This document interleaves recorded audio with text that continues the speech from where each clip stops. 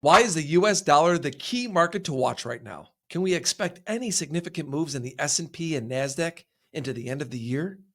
How have zero DTEs changed the dynamics of market price action? John Carter, author of Mastering the Trade, joins me to answer all these questions and more. We'll discuss his go-to strategies on trading the indexes, when to trade futures over options, and most importantly, how to master the art of adapting to different market conditions. What's up, traders? Anthony Crudele here, and thank you for tuning in to the Futures Radio Show podcast.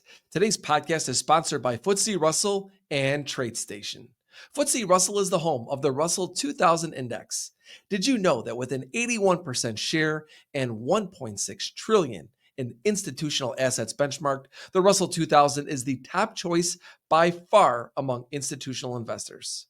Like all Russell US indexes, it's rules-based, transparent, and reliable, regularly updated with the latest IPOs and annually rebalanced. To learn more about FTSE Russell and their products, please go to FTSERussell.com. Serious futures traders, level up your skills with TradeStation's powerful platform. Enjoy flexibility, superior trading power, and save big with 50% off brokerage fees for life. Open a new futures account at tradestation.com/Anthony, and you'll get 10% intraday margin rates on 3 popular futures markets. Join John and me as we dive into the world of futures and options. Discover why TradeStation is my go-to platform for trading options on futures. Explore their robust platform now at tradestation.com/Anthony.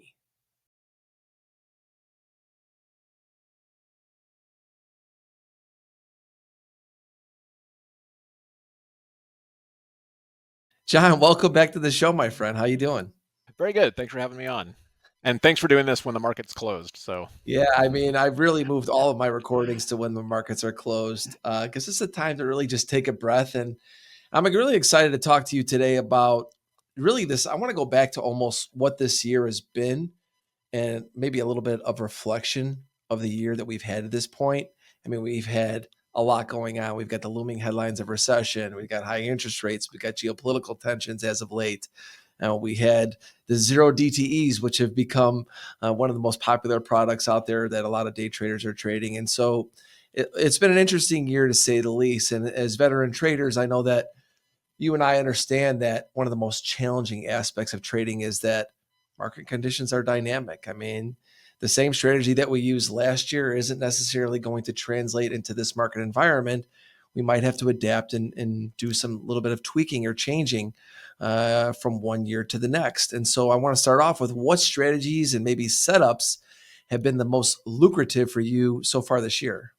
sure. And it's a great point, obviously, and a good observation where the market, I always think of the market as in 4 different phases. And it's either in a phase of accumulation, or it's in a phase of markup, where prices are rising rapidly for an extended period of time, like in 2020 and half of 2021. And then there's distribution, which is kind of choppy at the top. And then there's real selling. And so I think the strategy that works well for most people is, happens to be, buying stock or buying like call options and just sitting on it for like a couple of weeks. But that only really works consistently in one market phase, and that's the markup phase. During the accumulation phase, that strategy is kind of hard. During the distribution phase, that strategy is going to lose money. Of course, during the sell-off phase, it's going to lose money. And so I think the biggest thing to understand is just being able to sit back and go, okay, what kind of market are we in? And understanding that there are 4 distinct phases of the market. And so I look at the current market as, we had the big sell-off, and then all of a sudden, after the sell-off happened, everyone is predicting a recession, and now the interest rates are high. There's inverted yield curves, and when's the market going to crash? Why is the market going up? And I think that all, of course, this is stuff that we've seen over the years where the headlines in the market don't ever really shape up. The market is trading about 6 months ahead of all that. And so given all that, I think, and I think today and last Friday was a really good example of, when people think one thing because of news and load up on shorts, and then, wow, I can't believe the market is rallying. And then the market keeps rallying because so many people are short the market. Okay, so what do you do? So I think it's just really important to, you want to take all that into consideration, but really just bring it down to its bare essentials. It's like, okay, we're in a market right now that I'd say that I call what we're in right now is just a big range bound market. We're stuck between 4,200 and 4,400 on the SPX. We have been for quite some time, and that's it. And so it's kind of one of those things like buy support, sell resistance. Not don't get too comfortable holding on to a trade too long or short, and just understanding that that's the market that we're in. And if in a range bound market, we don't want to get too emotionally attached to anything that we're doing. I agree with you. I believe that is the tape that we are in right now. I was actually this morning in our Discord, I was talking about a position that I had on. I was long on the open. We saw that initial surge. I covered it. Everyone's like, hey, Deli, why did you get out of that? I thought maybe, that this market can go a little bit further. I said, well, right now, anytime I'm getting a quick move in my favor, I'm trimming up risk as fast as I can because I understand that the market's coming back. The market's coming back, whether I'm long or short, a lot. And the feedback from the market is telling us that on a regular basis. What I want to get from you is how do we identify that going into it? Maybe what technical indicators or signals are you using that help you identify that that's the type of tape this is? Yeah, well, sometimes some of the best indicators are going to be other markets. And I think one right now, one of the best indicators is just the US dollar index. And the US dollar index can give a lot of, it's almost like the S&P 500 and the Nasdaq is almost like a derivative of the dollar these days. And so if I'm watching the market and going like, gosh, I wonder, is this going to go higher or lower? Now I may get a signal. Okay, I've got like there's things like the squeeze, which is based on the Bollinger Bands compressing and building up volatility. But if the dollar is going higher and breaking out, the market's going lower, at least in this environment. And so today, the dollar gapped down and was drifting lower all day. And so the S&Ps were lightly bid basically all day. And so, there are some markets like this where sometimes the best, indicator isn't necessarily something on your chart. It's just being able to kind of look at it and understand another market that's out there and just kind of seeing that it's kind of the dog and the S&Ps right now are just kind of the tail. It's interesting hearing you say that because I don't think enough traders think outside of the charts. I know we're so focused in looking for things that are happening within the chart. They don't look beyond the chart. And looking at the dollar as a proxy, and when you look at interest rates as well, it's something that I look at every single morning, and seeing what they are telling me going into the day is going to be of more value because, in my opinion, and we're going to get yours in a second, it's because they're the real leader. That's really the story, right? And so sometimes I think it's hard for a trader to think that something else can be a bigger part of the story than their technicals. Can you talk a little bit about that? Yeah, I know, and I think it's easy that we get very enamored with our indicators, of course, and of course I like the tools that I use, but it's also just kind of understanding that there are larger forces at work, and with indicators, there's nothing magic about them; they're just math. It's just a different way to look and interpret what's going on in price. But ultimately, there are larger things out there that move stocks. And sometimes it's funny. Sometimes I'll hear this sometimes where it's like, gosh, the setup, it looked perfect, but I can't believe it didn't work. And that's part of we got to remember sometimes that when we see like a line on a chart, the market doesn't actually know it's there. It's just that there's a group of traders that are looking at that line on the chart and they're taking action. The market doesn't care.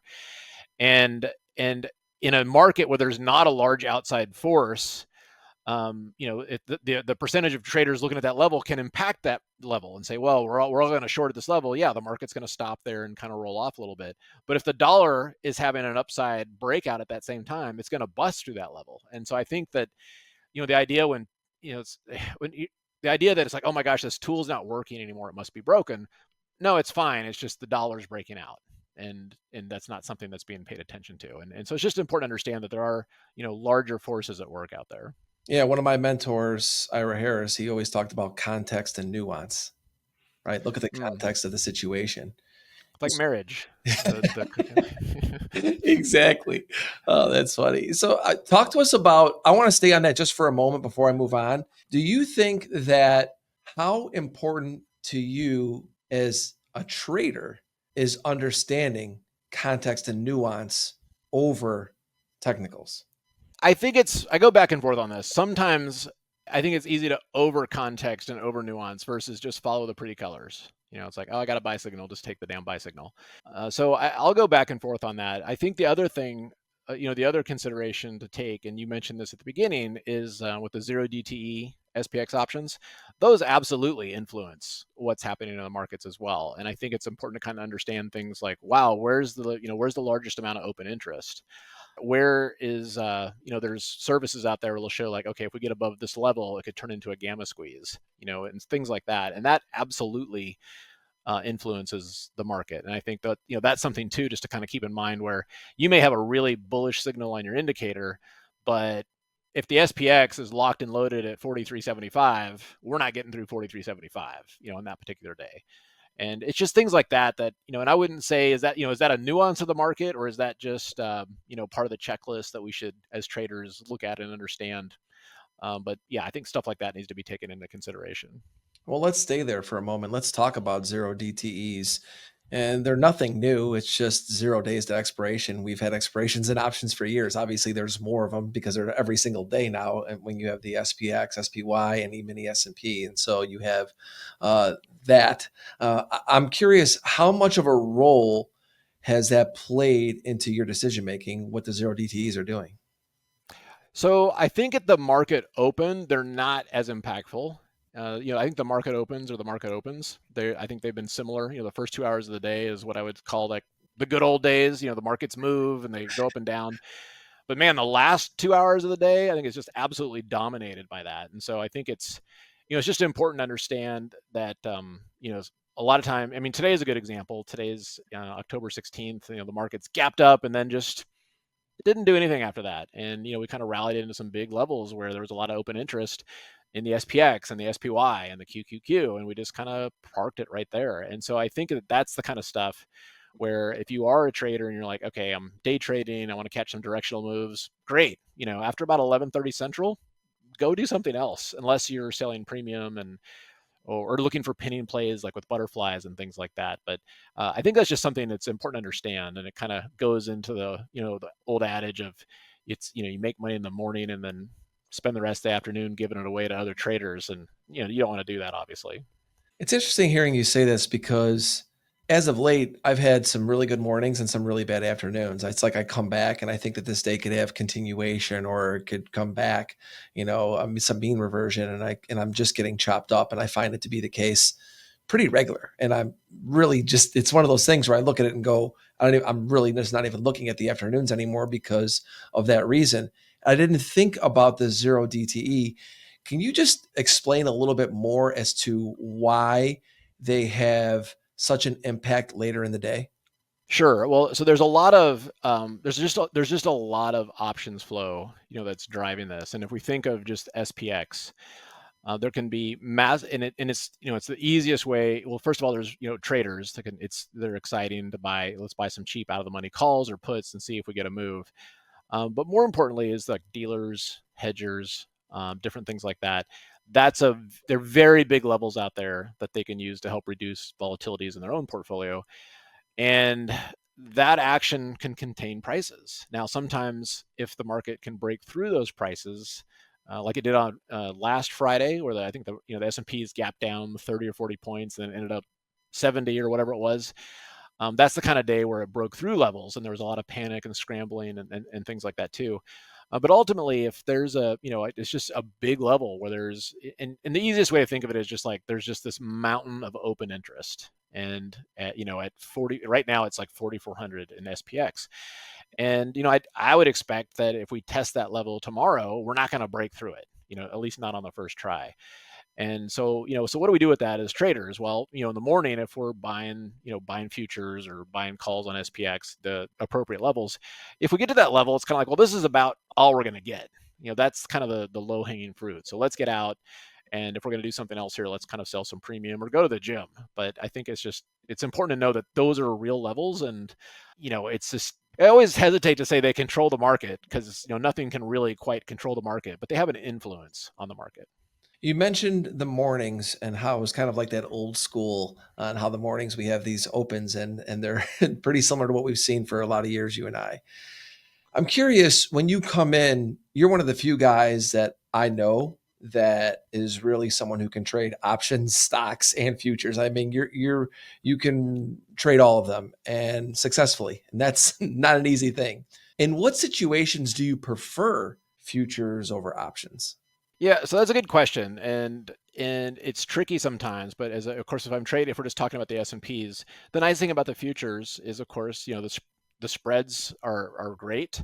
They're very very tight spreads. The liquidity is not bad. It used to be better, but it's still really good. And you don't have premium decay to deal with. So if you're long or short and the market's just chopping around, that's fine. You're not losing money on that. And then with options, what's interesting about options is that there might be. I always think of options as, if I'm going to go directional, I kind of prefer futures. But with options, what's nice is you can make bets on what the market's not going to do. It's like, okay, I don't think we're going to get to 4,400 today, so I'm going to sell a call credit spread. So that's something that you can't really do with futures. I mean, you could do it with futures options, right? But so there are days when I think it's almost easier just to make bets on what the market, is not going to do, or where it's not going to go, and then that becomes kind of attractive. Or we might be at support, and instead of buying futures, I sell a put credit spread on the SPX with the idea that, well, I think support's going to hold, but I don't know if we're going to get a good bounce off of it. So if we just come down to support, we just kind of chop around, well, the put credit spread will benefit from that, whereas the futures contract, just kind of sits there and sucks wind for a while. So I think part of it depends on the market. Is the VIX high or is the VIX low? If the VIX really high, then and the premium's really jacked up in the options, then yeah, the options are kind of more fun to sell. But the VIX is really low, and there's not, then sometimes the futures are better. And so kind of six of one, half a dozen the other. A lot of it depends what you're comfortable with. I would say that as a trader, if you are very disciplined, I think there's an edge to futures. If you're not, and sometimes you freeze, absolutely stick with options, because there's a limited amount. Obviously, if you're not selling naked or anything like that, there's a max amount that you can lose. Whereas with futures, if you forget to put in your stop or something like that, it could get pretty ugly pretty fast. As a futures trader, I can attest to that. He's 100% right. They can get away from you quickly in that big E-mini S&P, but the beauty of it is you got the micros now and you've got the full product. Yes, So absolutely. you now have the ability, if you want to get into futures, you have those choices, which I think Well, is and of course, the main thing with futures is it's just put in a stop loss, and it's exactly. it's very liquid. You'll be fine. And I think that there's in terms of, if you're looking to catch 5 points in the S&Ps, futures is a better way to go. The options, you're gonna, if you're buying a call option, you're gonna be losing premium and all this kind of stuff. And so the futures they're a great instrument for that kind of stuff. Yeah, absolutely. I want to stay with the VIX here a little bit because you mentioned it. I want to talk about VIX levels. You see a lot of people talking about VIX levels. How much does this influence your position sizing and just overall risk management strategies when you're looking at VIX levels? Yeah, so the VIX is interesting. I rarely trade the VIX. I'll trade it sometimes, but I would rather essentially trade the VIX through the S&Ps. So if it looks like, gosh, I need to hedge, do I buy, calls on the VIX, or do I buy VIX futures, or do I put on the SPY? I tend to buy, or short the futures.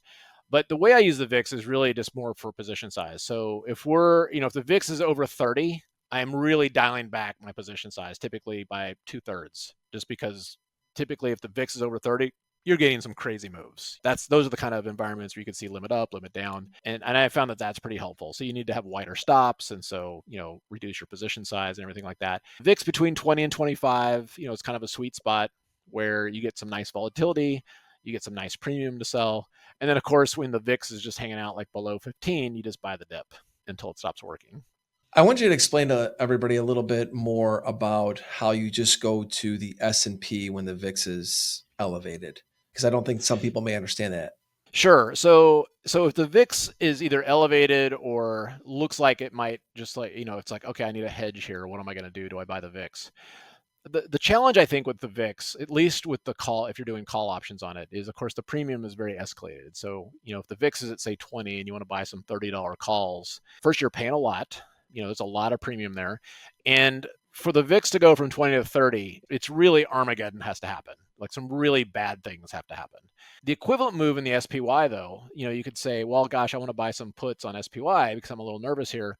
And if the SPY falls 20 points, your puts are doing great. You're making some money on the puts, where the VIX may only be up 1 point, if that. So I think the main thing to understand is that, betting that the VIX is going to go from 20 to 30, that's like betting that the S&Ps are going to fall 200 points. So if it doesn't fall 200 points, you're not going to make much money at all on that trade. Whereas if you bought puts on SPY, assuming they're like at the money or in the money, maybe it only falls 40 points and you can make some money from it. And so that's the main thing, I think. And you can do both, of course, but if you're buying very far out of the money calls on the VIX, you're basically betting on the end of the world. And a lot of times the end of the world doesn't happen. You also mentioned how you might just go and just short S&P futures. Explain maybe a little bit about that as well. Sure. And of course the correlation isn't perfect, but in general, if the VIX is marching up, you're generally seeing the S&Ps fall. And I would say that 9 times out of 10, probably a little bit more than that. There are times when the VIX can go up and the S&Ps go up. The VIX is more of a reflection of fear, not what's actually, happening on the S&Ps. But I do think that buying puts on SPY or shorting the ES is a cheaper way to make that bet. I think the VIX is a great tool. I want to watch it. It's very, very liquid. And of course, if you're doing VIX futures, it's different. You don't really have you're just buying the futures. So you don't have to necessarily need the big move for that to happen. But ultimately, I think that's the biggest mistake, at least I see traders make, is that buying these far out of money calls on the VIX when maybe the VIX is only going to move up 2 points, but that could drive the S&Ps down 50 points. And you're not going to make any money on the VIX, but you would make money by having bearish bets on the S&Ps in that scenario. First off, I want to talk about the VIX futures versus the VIX. I'm somebody who actually looks at the front month of the VIX futures versus the actual price of the VIX. What do you look at? What do you recommend looking at? Yeah, so I know that there are, like yourself, say, kind of more proficient in looking and having studied the VIX than I have, and I kind of, for me, it's just kind of another tool on the chart. And so I do look at the VIX and the VIX futures. I don't study the spread very closely, although I know that it's sometimes, you want to kind of look at the differential there and kind of see what's going on. But I mostly just look at it as, are people really scared right now or not? Are they scared or are they complacent? And I just find that really useful. And I like it intraday. I like to see is the VIX making new highs on the day. Typically when you see that, then you're going to look for the S&Ps to kind of break lower. And so for me, I kind of look at it as a kind of a fear tool and how much fear is out there. And sometimes when you see the VIX jump from 20 to 25, one of the things to also remember about the VIX is that you go back on a chart. And back in 2022, when things were like really ugly, every time the VIX got to 30, if you bought the S&Ps, it worked. And so I think the other thing to realize is that it is a peak fear moment. And it's one of those things where, oh my God, everything's coming to an end of the world. And the VIX is trading at the 2 standard deviation Bollinger Band. That's the perfect time to get long. And so if anything, VIX it's a great time to take the opposite side of fear. Let's talk about what option strategies you're going to use to trade the indexes based upon where the VIX is. Walk us through that. If we're going back to that one example, like the VIX is at 30 and there's blood in the streets, that's something where I like to go. And of course, premiums are elevated and stuff like that. But that's something where I like to go out, like say 30 days, and buy some far out of the money call debit spreads, on SPY or even the ES options. That's you can trade options on futures there too. And that's nice too, because it's a cheap bet, but typically, after something like that, that's also when you get these crazy rebounds. And it may not happen the next day or the day after. But when it does happen, it's really hard to get in. And so that's a nice kind of a way just to be positioned. And, you're not so worried about the next day or anything like that. And then if the VIX is, say, really quiet, if it's under 15, and, at that point, the premiums typically are pretty low. And so selling premium is not as exciting. That's a nice time to okay, I'm just going to buy a call. I like this directional trade here. I'll buy an SPX call that expires tomorrow for a short-term trade. And because, there's not a lot of elevated premium in it. And so the VIX is kind of a nice guide to say, yeah, it's okay just to buy a straight call or put here. Or if it's higher, then maybe consider a bullish trade, sell a put credit spread and take advantage of that kind of fat premium that we're having at the moment. Explain a little bit more about the call spreads and the put credit spreads. I think that some people probably a little bit newer to options. Explain to them what you mean when you say that. Sure. Okay. So, and this took me a little while to get my arms wrapped around because my mentor was a directional trader. So, I always thought, hey, if you think the market's going to go up, buy a call, be a man, buy a call.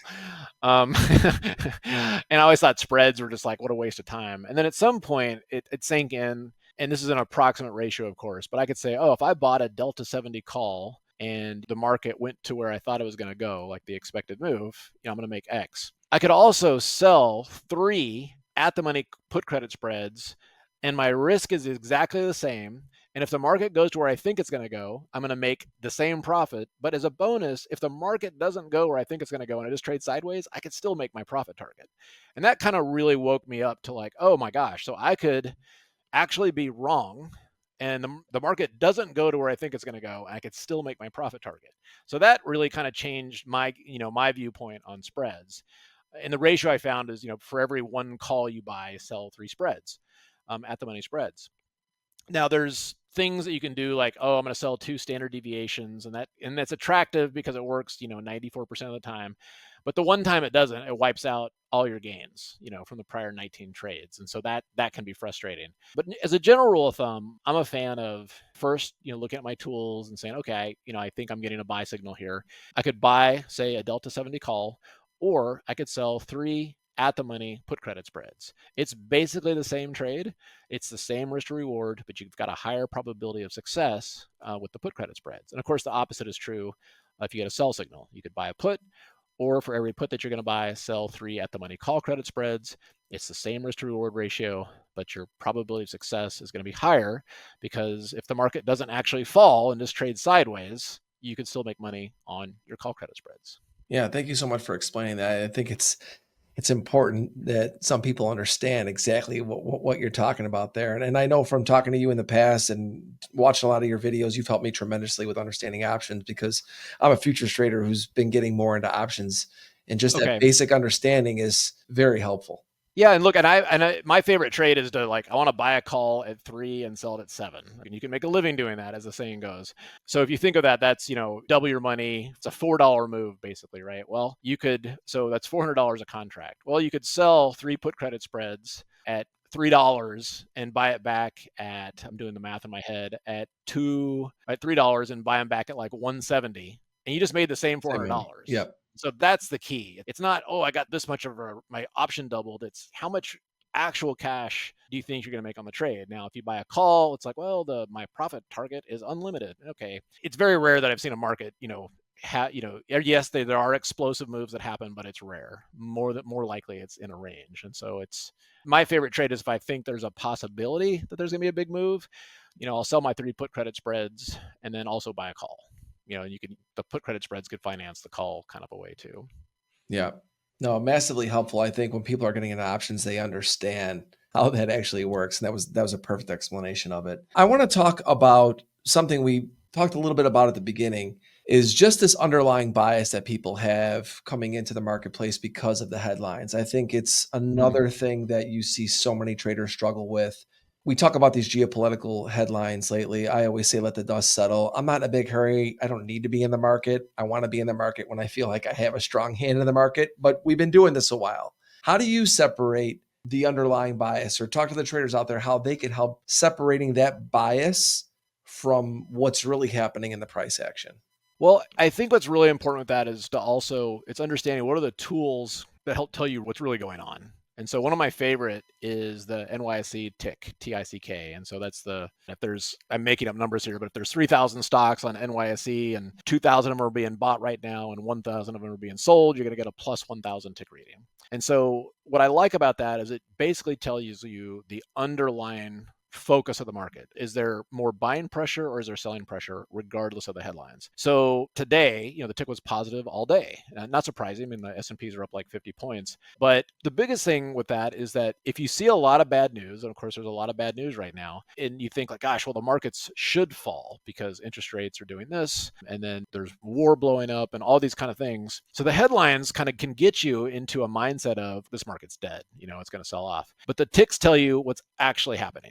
What are the institutions doing? Are they buying here? And they're not doing it because of the headlines. They're doing it because of all these other things. It could be what the dollar's doing. It could be they've got to deploy new capital. It doesn't matter. And so it's really important to understand that of course, if there's going to be some surprise headline that can impact the markets for 30 minutes or an hour or something like that. But the internals just really tell you what's happening. And so I'm a huge fan of things like the tick, the advanced decline line, just a few things like that, because that tells you what's actually happening. And look, the headline, journalists journalists, no offense to any journalists out there, but a lot of them they don't necessarily understand, how the market works, and they've got a deadline to meet. And so, and I remember this was a while ago, but this was when Steve Jobs was still alive. Of course, Apple, this was pre-split, and Apple went from like $300 to $700. And the headlines during this time were like, cowboy culture at Apple embraces entrepreneurial spirit, they're geniuses. And then Apple went from like 700 back to 400.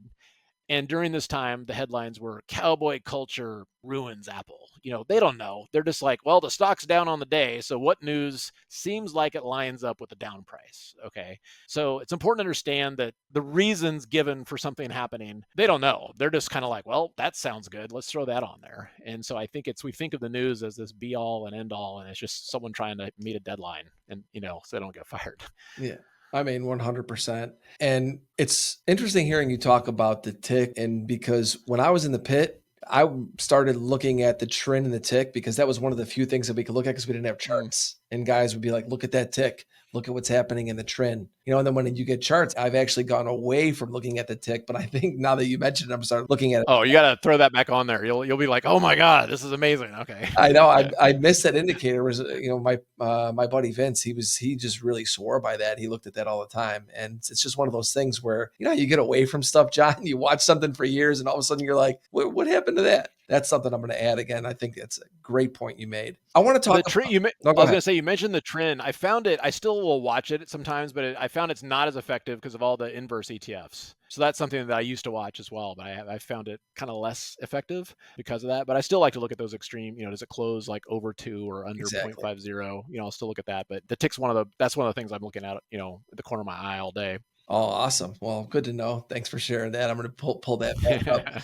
I want to talk about overtrading a little bit because it kind of fits into with this underlying bias, because I think that so many traders are probably overtrading right now. I think it's a disease. It's the worst habit you could ever have. And it's the habit that I've been working to break for many years. And I've built in things in my life to help me stop overtrading. But I see it so often. And it really doesn't matter what I say to traders that are overtrading because they seem to do it anyway. What's your piece of advice to help traders stop overtrading? Yeah, it's tough. It's tough because there's always that, and I think a lot of time it's the chemical stuff going on in our brain, and we allow it to travel through to our mouse hand, right? It's we look at something, we imagine the money we could be making, it's a dopamine rush, and then we mistake that as a buy signal or a sell signal.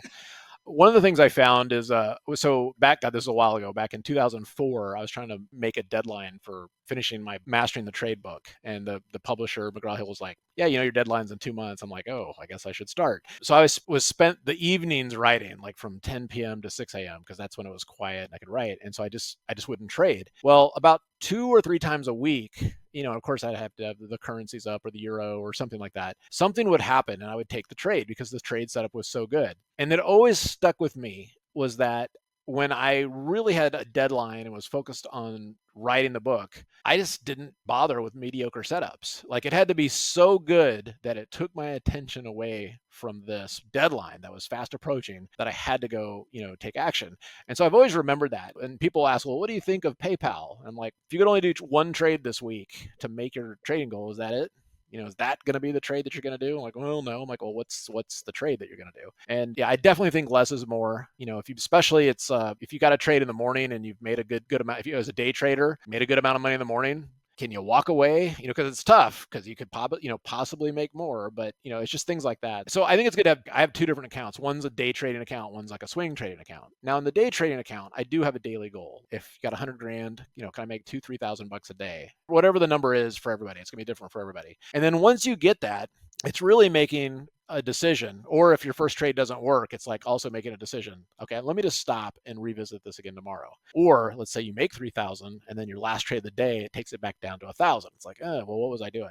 So I think it's really good to be dialed into, your cash flow, treat it like a business. Swing trading is different. You can kind of like, I'm just going to stay in this position until you get an exit signal. This may be a huge trade. It may not. I don't know. So I think it's really important to understand what is your goal for that account and then treat it like a business. I think if your goal is cash flow, if you're running a Subway sandwich shop, you've got best practices and procedures, don't let the mayonnaise get moldy, that kind of stuff. And I think it's the same thing in trading. And, and it's tough because it's, there's the rush, there's the possibility of profit and all that. But at the end of the day, it's a business and how would you run it as a business? Yeah, I couldn't have said that any better. I mean, that was perfect. It reminds me of a tweet I put out. Gosh, I think I had 10% of the followers that I do right now, and it's still probably one of my most popular tweets. That tweet was, great traders don't force trades, they're forced to trade. And That's a great quote. Yeah. right. When I put that out, that was really at the time, I remember thinking to myself,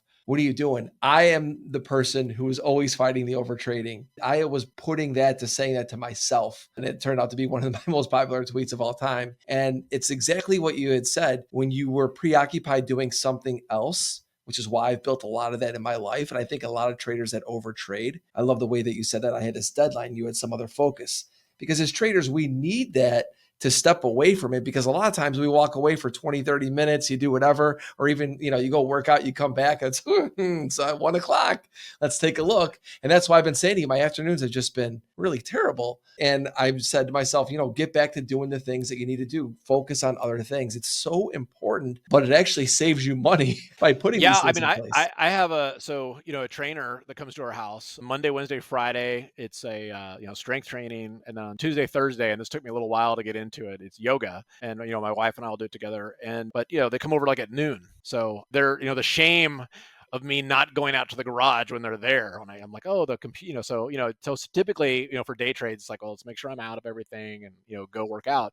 And it's nice. It's a great break and probably prevents from like boredom trading and stuff like that. But I think it's important. Plus, you got to get up and move around. I mean, as traders, we sit a lot, and just doing that helps too. Yeah, no doubt. And you physically look great, man. You've been obviously putting the time in. And I got to tell you, you're one of my favorite Instagram follows as well. And this has nothing to do with trading. I just love the post. They're some of the best out there. If you're not following John on Instagram, you have to. He's great.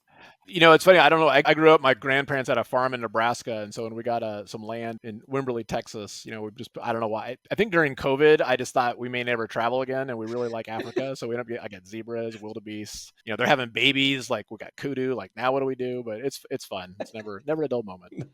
Let's transition to the end of the year as we close out for today. Are you anticipating any major market moves to the upside or downside from what you're seeing right now? No, I think we're going to stay kind of in a range. I'm not anticipating, like an October crash. I believe it or not, I think we're going to be grinding higher, probably in the mid-November, and then kind of get some selling. Santa Claus rally. I never really put much stock in that kind of stuff.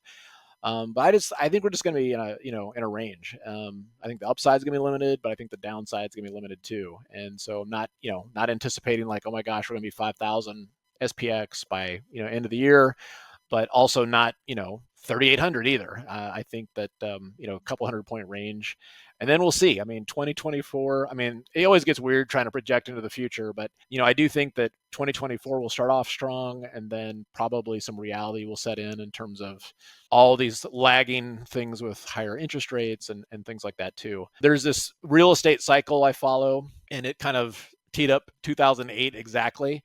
So that real estate cycle starts, if it works again, would be about mid 2026. So that would be the idea of like, oh, okay, well maybe 2026 we see something a little bit bigger with housing crisis and stuff like that. And who knows? But that stuff's always kind of interesting just to kind of see how that plays out. Yeah, I mean, if interest rates stay where they are, it's hard not to see housing pull back a bit. I mean, I know you're in Texas, I'm in Florida, and have we seen anything like this? I mean, I don't even think 2006 or 5, whenever that peak was, is anything like what we're seeing right now down here in South Florida. It's crazy. Well, I think the biggest thing right now is with this is that, and I think that everybody's assuming that real estate's going to crash, and at some point, yeah, it should come off. But who is going to sell a house where they've locked in a 30-year, 2.8% Exactly. mortgage? And I think we should let's just add another room. So I think that the idea there's not going to be a flood of supply because nobody's going to move. They're like, what, I'm happy with what we have. And of course, things can change and stuff like that too. But in Austin, at least, it's funny. It's like the sub $300,000 market is strong, and anything like over 2 million is strong. But like a $700,000 house will sit there for 4 months before it's sold. Very similar here in South Florida. Last question for today, John. What is the one chart that you look at every single day and to help you identify that this market is going to stay range bound? Okay, no, it's a good question. I'd say the 4 charts that I look at the most, of course, is going to start off with S&Ps and the NASDAQ. So I want to, see what they're doing. And then from there, I'm going to look at the dollar, and then I'm going to look at Google. And the reason I look at Google is that it is, I think of the 7 or 8 big stocks, it's the one that, you had Apple make new highs, Microsoft made new highs, but it's the one that I think has the potential to make new highs. And it's just kind of hanging out there. So if Google really catches a bid, I want to know that because I think that'll impact the rest of the market as well. So S&Ps, NASDAQ, the dollar index, and then Google. It's funny you say Google because that's what Ackman talked about as one of his biggest positions on that CNBC Oh, really? interview. Yeah, he said that was one of his biggest positions, and 30-year bonds. I think he said short. I can't remember. Somebody I'm sure will correct me, but Well, and it's a good point on bonds. And I guess I kind of look at the dollar, if the dollar's kind of going up, that means interest rates are strong. And if, our interest rates are, moving higher and stuff like that too. So I guess in a way, the dollar is also a way to kind of look at interest rates. But the biggest question I get is, hey, should we buy leaps on TLT here? I'm like, no rush. There's a lot of things that you can do in the markets. It doesn't mean that it's necessarily a good idea. absolutely. Everybody get the book, Mastering the Trade. And of course, go and check out simplertrading.com. And of course, follow John on Twitter and also on Instagram. John, you're one of the best in the biz, man. I always appreciate your time. I've learned so much from you over the years. Much respect, my friend. And I won't talk to you probably on the show before the holidays. So I wish you and your family just a great holiday season. And thank you so much again for joining me today. Yeah, it's always a pleasure. Always fun to talk markets with you. And have a great holiday and good rest of the year. Thank you for listening to Futures Radio Show. If you enjoyed the show, please leave a 5-star review on iTunes. Never miss an episode. Go to anthonycrudele.com and get on our email list for show notifications and for free content that is exclusively for subscribers. Also on anthonycrudele.com, you will find tons of videos and education on trading futures, options, and crypto. Past performance is not indicative of future results. Opinions expressed are solely my own and my guests, and they do not express the views or opinions of my sponsors. Futures Radio Show is produced by Crudele Productions.